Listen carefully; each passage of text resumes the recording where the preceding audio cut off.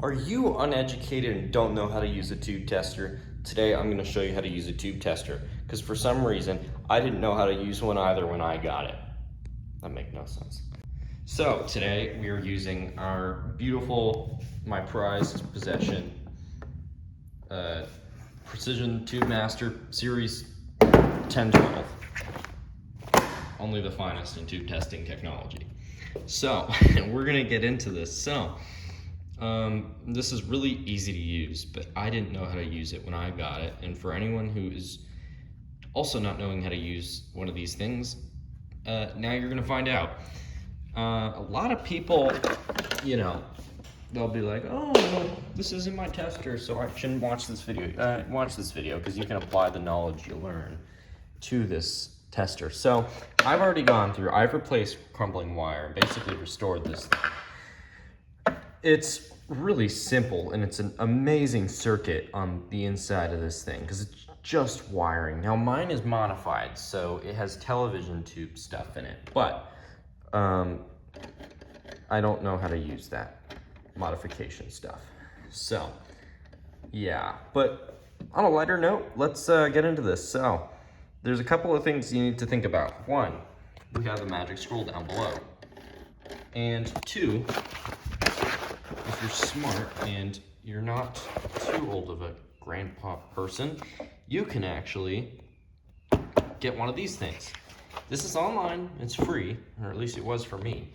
And this is just a big thing of just tubes, and they're different things. This is more of it. This is obsolete tubes.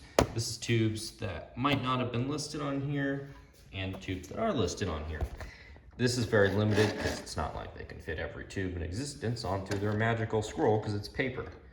Although that's paper too, this was digital at one point.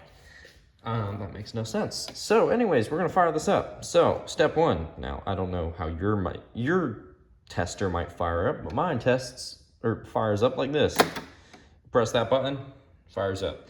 Now you wanna give it about a minute before you start running the rest of the tubes on this set because it has I think a 5Y3 under the hood. Gotta let that warm up a little bit, be nice to it.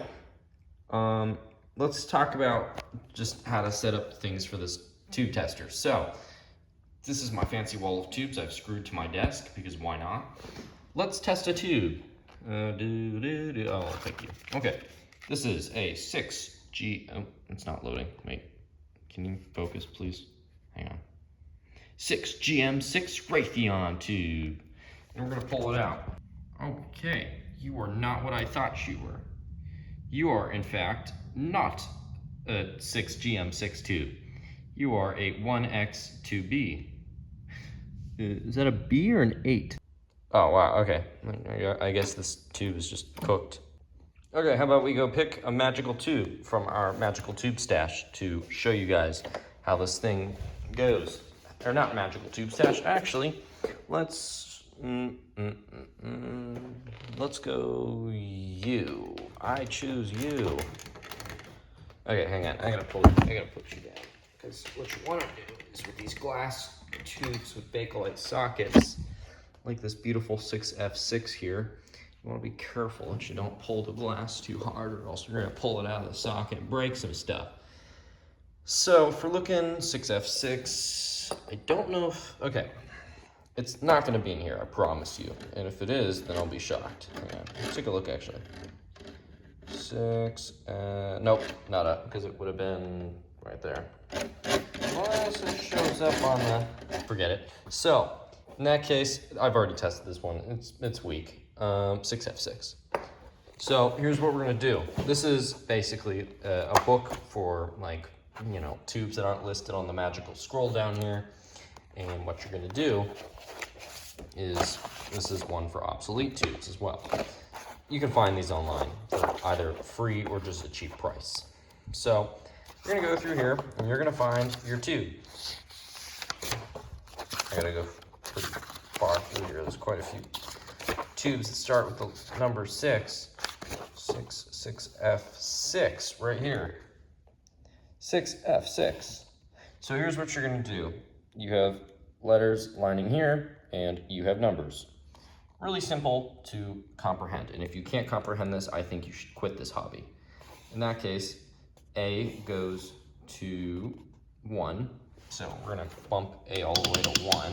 And also, oh crap, there goes my phone. So we also can just reset all those levers, but we'll talk about that in a couple. So A goes to 1, great. Where is it? Oh. B goes to 2, okay. C goes to 32. 32, let's see here. 5 is D, and E is 7. So 5 is D. Crank E all the way up to 7. And then we're gonna go 4 for X, 3, 5. So 4, 3, 5. You can see letters have numbers, so X, 3 goes to Y, 5, Z. Really simple, and I think we did it all right. So just always go through double check. So I just count the numbers and go off of that. So 1, 2, 32, 10, 7. 1, 2, 32-ish, 10, 7. Wait, 10, what? There's 10? Oh, see, I misread it. Okay, goes to 10. 7, and then obviously 3, and then you can just count this going from here to here. So 4, 3, 5, go on here, 4, 3, 5. Okay, you're good. Now, you can apply this knowledge to any other tube tester, and I guarantee you it'll work. It'll give you all the information you need, either here on the magical scroll that it might provide, or in a book or online source that is here. So here's what you do. You want to plug in your tube. Yeah, so in this case, this one has the cool socket with the cool key on it. It's really hard to understand, I know. You can, as you can see, look, imagine. So I'm gonna like spin this around. Oh, it's not going in, because you got to twist it until it goes in the socket. So in that case, let's take a look at our magical tube, and you can see, is it lighting up? Oh, yes, it is, right there. Ladies and gentlemen, we have filament right there. Kind of cool. So here's what we're gonna do. We're gonna run it through a continuity / short test. So 6F6, we're gonna run it all the way down to here. Continuity, filament continuity. So 2 and 7 is where this short light should come on.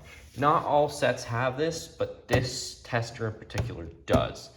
This is a good way to check that your tube has good continuity flowing through that filament. So here's what you're gonna do. You're just gonna go through the buttons. So that was correct when it shorted. Correct.